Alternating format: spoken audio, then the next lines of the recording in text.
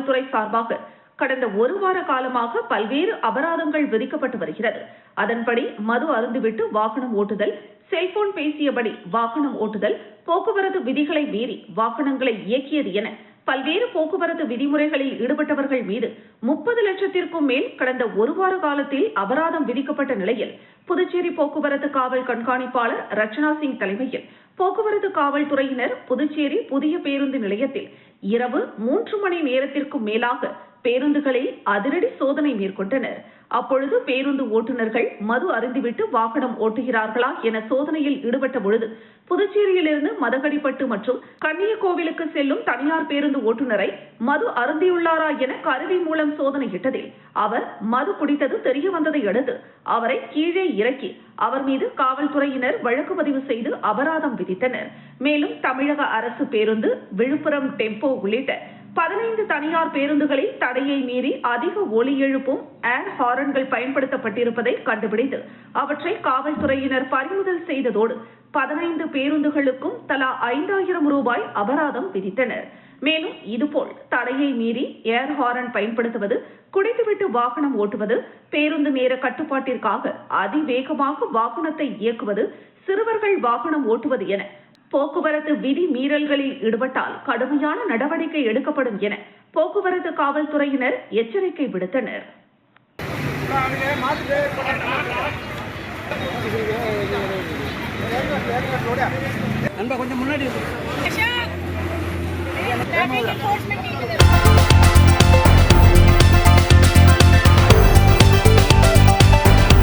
புதுச்சேரியில் மக்கள் அதிகம் கூடும் இடமான அண்ணா சதுக்கம் அருகே உழவர் சந்தை இயங்கி வருகிறது.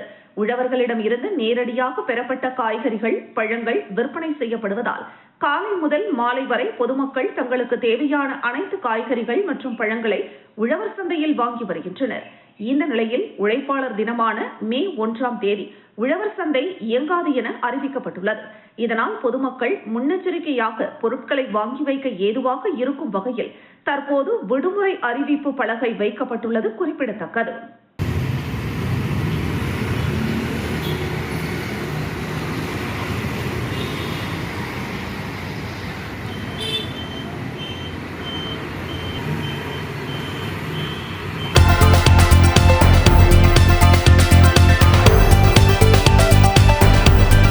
கவிஞர் பாரதிதாசனின் 136வது பிறந்தநாள் விழா புதுச்சேரி அரசு சார்பில் கொண்டாடப்பட்டது.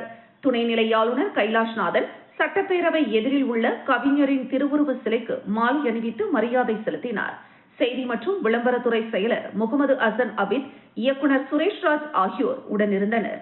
பாவேந்தர் பாரதிதாசன் பிறந்தநாளையொட்டி அவரது சிலைக்கு அரசு சார்பில் மாலை அணிவித்து மரியாதை செலுத்தப்பட்டது. இதனை முன்னிட்டு பாரதி பூங்காவில் அமைந்துள்ள அவரது சிலைக்கு அமைச்சர் லட்சுமி நாராயணன், துணை சபாநாயகர் ராஜவேலு, சட்டமன்ற உறுப்பினர் பாஸ்கர் என்கிற தட்சிணாமூர்த்தி மற்றும் சட்டப்பேரவை உறுப்பினர் பங்கேற்று மாலை அணிவித்து மரியாதை செலுத்தினர்.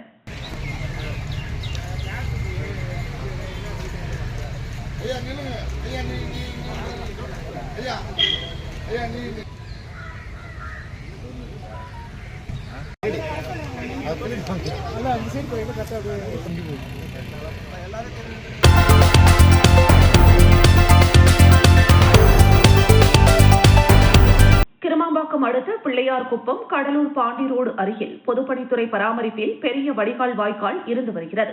இந்த வாய்க்கால்கள் முறையாக பராமரிக்கப்படாததால் அங்கு தண்ணீர் தேங்கியும் அருகில் இருக்கும் கடைகளில் இருந்து கொட்டப்படும் குப்பைகளாலும் துர்நாற்றம் வீசி வந்தது. இதனால் சுகாதார சீர்கேடு ஏற்படுவதாக பொதுமக்கள் புகார் தெரிவித்திருந்தனர். மேலும் கந்தன்பேட் பகுதிக்கும் இதே வடிகால் வாய்க்காலில் இருந்து வருகிறது. தண்ணீர் சரிவர செல்வதில்லை எனவும் பொதுமக்கள் பாகூர் கொம்யூன் பஞ்சாயத்தில் புகார் தெரிவித்திருந்தனர். அதன் அடிப்படையில் ஆணையர் சதாசிவம் அதிரடி நடவடிக்கை எடுத்தார். முதற்கட்டமாக அங்குள்ள மதகு மற்றும் வாய்க்கால்களை பொக்லைன் இயந்திரம், கொம்யூன் பஞ்சாயத்து ஊழியர்கள் மற்றும் துப்புரவு தொழிலாளர்கள் மூலமும் தூர்வாரி குப்பைகள் அகற்றப்பட்டு வருகிறது. உடனடி நடவடிக்கை எடுத்து வரும் ஆணையருக்கு அப்பகுதி மக்கள் பாராட்டு தெரிவித்தனர்.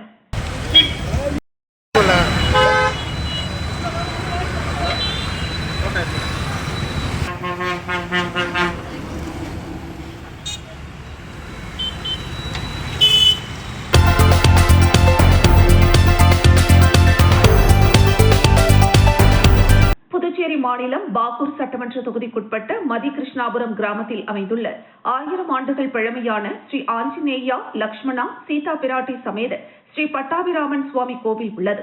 ஒவ்வொரு ஆண்டும் சித்திரை பிரம்மோற்சவ விழா நடைபெறுவது வழக்கம். இந்த ஆண்டு 23ஆம் தேதி காலை 10 மணிக்கு மேல் சன்னதி எதிரில் உள்ள கொடிமரத்தில் கொடியேற்றத்துடன் திருவிழா தொடங்கியது. அதனைத் தொடர்ந்து சிறப்பு அலங்காரத்தில் சாமி வீதி புறப்பாடு நடைபெற்று வந்த நிலையில் முன்னதாக மூலவர் மற்றும் உற்சவ மூர்த்திகளுக்கு சிறப்பு அபிஷேகமாக பால், தயிர், சந்தனம், அபிஷேகத்தூள், பன்னீர், பழ வகைகள், தேன், இளநீர் மற்றும் வாசனை திரவியங்கள் மூலம் சிறப்பு அபிஷேகம் நடத்தப்பட்டது. மலர்களால் அலங்கரிக்கப்பட்டு மகா தீபாராதனை காண்பிக்கப்பட்டது. இந்த நிகழ்ச்சியில் ஊர் முக்கிய பிரமுகர்கள், பொதுமக்கள், பக்தர்கள் ஏராளமானோர் கலந்து கொண்டு சுவாமி தரிசனம் செய்தனர். தொடர்ந்து மாலை புன்னை மரத்தில் அருள்மிகு ஸ்ரீ வேணுகோபாலன் காளிங்க நடன அலங்காரத்தில் சுவாமி அலங்கரித்து திருவீதி உலா காட்சி நடைபெற்றது. மேலும் பொதுமக்களுக்கு அன்னதானம் வழங்கப்பட்டது. இரவு ஸ்ரீ வேணுகோபாலன் காளிங்க நடனத்தில் சிறப்பு அலங்காரத்தில் வீதி உலா நிகழ்ச்சியும் நடைபெற்றது. இந்த நிகழ்ச்சிக்கான ஏற்பாட்டினை கோவில் நிர்வாகத்துடன் இணைந்து யாதவர் சமூகத்தினர் செய்திருந்தனர். விழாவின் முக்கிய நாளான மே 1ஆம் தேதி காலை 6 மணி அளவில் பெருமாள் ரத உற்சவம் நடக்கிறது. 2ஆம் தேதி காலையில் தீர்த்தவாரையும், மாலையில் தெப்ப உற்சவம் மற்றும் வீதி உலா நடைபெறுகிறது. இதற்கான ஏற்பாடுகளை கோவில் தனி அதிகாரி மற்றும் ஊர் பொதுமக்கள், இளைஞர்கள் செய்து வருகின்றனர்.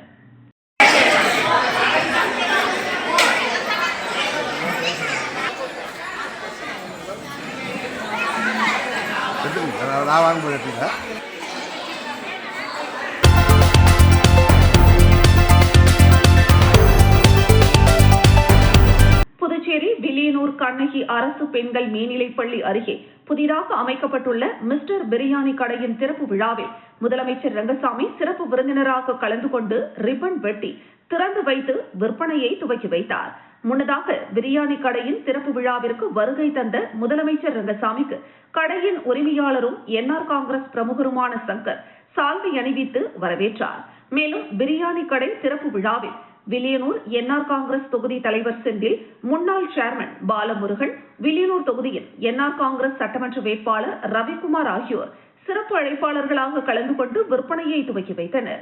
மேலும் நிகழ்ச்சியில் கடையின் உரிமையாளர் மற்றும் அவரது குடும்பத்தினர், என்ஆர் காங்கிரஸ் கட்சியின் முக்கிய பிரமுகர்கள், நிர்வாகிகள் பலர் கலந்து கொண்டனர்.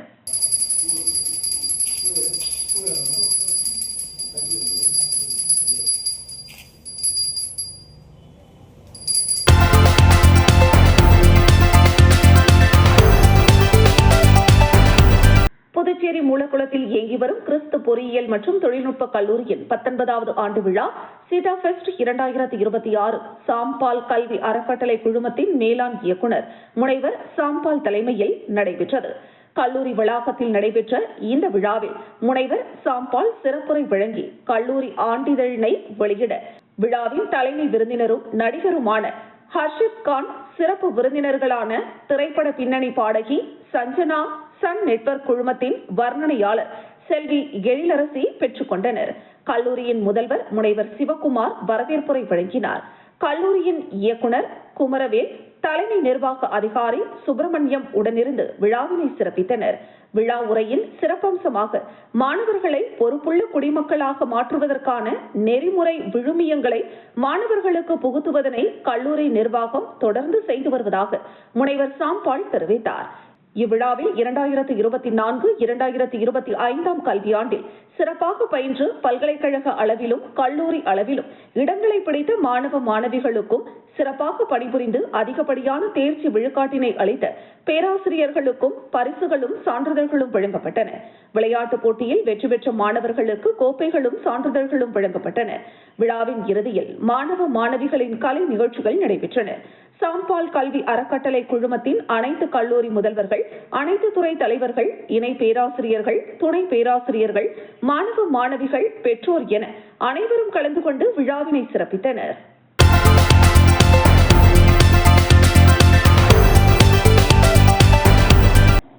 பாரத நாட்டில் மக்கள் தொகையில் சரிபாதிக்கும் மேற்பட்ட மகளிர்கள் இருந்தாலும் கூட அரசியல் கட்சிகள் மகளிர்களை அதிக எண்ணிக்கையில் பாராளுமன்ற, சட்டமன்ற தேர்தலில் போட்டியிட வாய்ப்பு வழங்காத நிலையில் உலகம் போற்றும் உத்தம தலைவர் பாரத பிரதமர் நரேந்திர மோடி சட்ட சட்ட ரீதியாக மகளிருக்கு 33% இடஒதுக்கீடு வழங்க வேண்டும் என்பதற்காக சட்டத்தை பாராளுமன்றத்தில் தாக்கல் செய்தார்.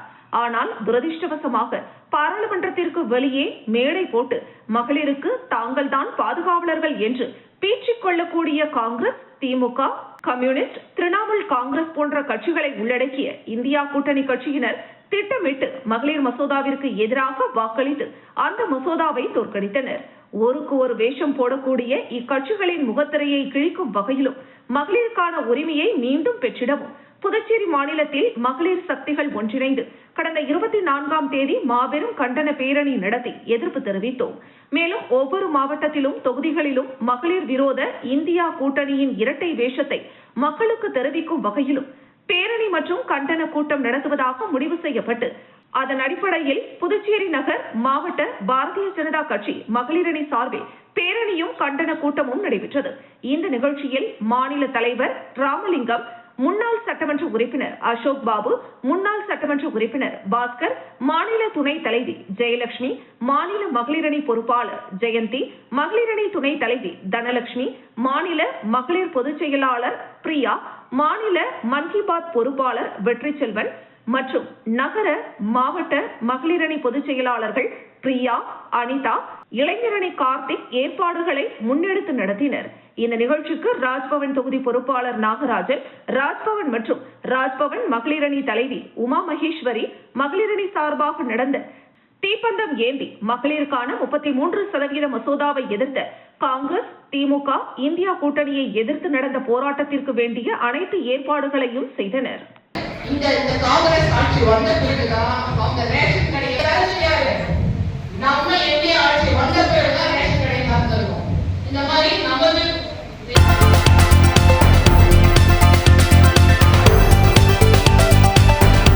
திமுக மாநில அமைப்பாளரும் எதிர்க்கட்சி தலைவருமான சிவாவின் பிறந்த நாளை முன்னிட்டு புதுச்சேரி மணக்குள விநாயகர் ஆலயத்தில் தங்கத்தேர் இழுத்து சிறப்பு வழிபாடு நடைபெற்றது. இந்த நிகழ்ச்சி கதிர்காமம் தொகுதி திமுக பொறுப்பாளர் வடிவேல் தலைமையில் நடைபெற்றது. காலை முதலே திமுக நிர்வாகிகள் மற்றும் தொண்டர்கள் திரளாக கூடினர். ஆலயத்தில் விநாயகர் பெருமானுக்கு அபிஷேகம், அலங்காரம் மற்றும் சிறப்பு பூஜைகள் நடைபெற்றது. தொடர்ந்து பக்தர்கள் உற்சாகமாக தங்கத்தேரை இழுத்து வழிபட்டனர். இவ்விழாவில் சட்டமன்ற உறுப்பினர் சம்பத் உள்ளிட்ட திமுக முன்னாள் மற்றும் இந்நாள் சட்டமன்ற உறுப்பினர்கள், மாநில நிர்வாகிகள் மற்றும் பல்வேறு நிலை தொண்டர்கள் கலந்து கொண்டு சிவாவின் பிறந்த நாளை கொண்டாடினர். நிகழ்ச்சியின் முடிவில் பொதுமக்களுக்கு அன்னதானம் வழங்கப்பட்டது. கட்சி நிர்வாகிகள் சிவாவிற்கு வாழ்த்துக்களை தெரிவித்து அவரது நீண்ட ஆயுள் மற்றும் நலனுக்காக பிரார்த்தனை செய்தனர்.